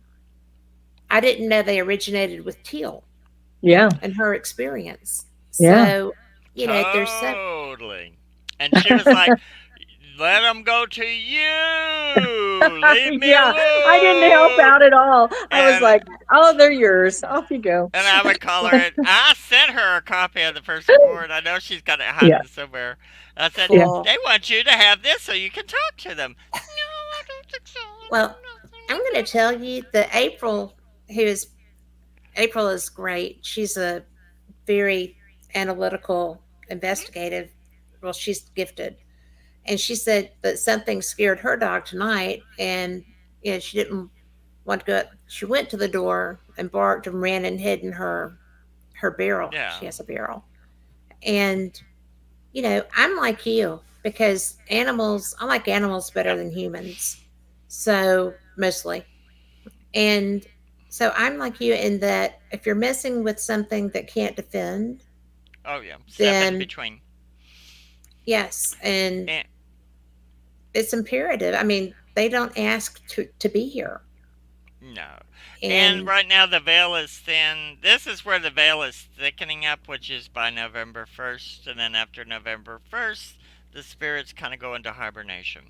So you'll see and there's so much celebration around the spirits at this time of year. They're very active, and then it dies down. Yeah. So, this is the time you'll see things and hear things and go through things. We have a ghost cat that in October, I'll see it, and we have in our kitchen we have it'll come out from under the cabinet, and I think it looks just like my cat Puff Puff. It looks like a Maine Coon cat, except it's brown ish. And I'll see its tail, and I think it's Puff Puff, and I'll go, "What you doing?" And it'll fluff its tail, and then it'll disappear, and I'm like, "Oh!" And it comes out every October, and you'll see it running around the other cats or running in the kitchen under the sink. I can tell when it's here. The sink door will be open, and then I know it's out running around. right. And it's jumped on my bed a couple of times. So it's that time of the year. Okay. So that's what April said that, they say the veil is thin this time of year, so it could have been, anything outside. It could be, and it will thicken up. When it starts to get cold, since ghosts and spirits are made out of a plasma, like Oh, the ectoplasma, density. they just get thicker and they kind of hibernate. They go wherever it is they stay, whether it's in the grave, in the dry places, or they find a good house that has good central heat and air, and they kind of just wait it out until it's springtime, and Okay. then May 1st they start up again. But if they're in a place where there's good central heat and air, they can function all winter, sometimes. So it just Cool depends. beans. But if she Well, has a problem with it, she can we are holler. so we are so out of time. I I I hate that we're out of time. I love talking with both of y'all, and when we get together, we we should do a show pretty often We together. That would will. be a good Sure, time. And Yeah. we can touch on more of these things. So we can do that. I'll make a point sure. of that. Okay. And but Teal, do you have new books? Haunted Weatherford just came out. So if you loved Yay. Haunted Denton, which it's been on the bestseller list since it came out in the summer of 22, give Haunted Weatherford a try because I think it's my best work so far. That's saying something. Hmm. Cool. So what about you, Mark? I know you've got all the stuff coming out, Oh, and we oh. I've got the my Mano Grandma's Good Old Cookbook, which is I just turned in the very last recipe, and it's 500 pages so far. For a recipe book, and then I'm working on the Psychic Worm Stitch, and I've got two other books that are almost done. So besides that, the Chattanooga Chills Walking Ghost Book Tour Book, and yes. then one called Headless Ghost. So by the turn of the year, I should have four under my belt extras. So All right. Cool. so we're doing. Well, thank y'all both for being here and for everyone listening. Y'all are the reason we do this. This is fun for us. We love these topics. I love anything anomalous. These are two of the best in the my experience, really, Well, thank you. at what they do. And Thank you. I love bringing people like this who are also my friends to y'all. So be blessed. Don't forget to get your spooky on. It's coming right up. And remember to keep all of your energy clear because there's a lot of angst floating around. Don't let it bother you. This is just a thing. We will always get through things. So be blessed. Take care. And we will see you back. Same cat time, same cat channel. Have a great week. I will see you Wednesday on Paranormal Experienced. Good night. Good night. Night.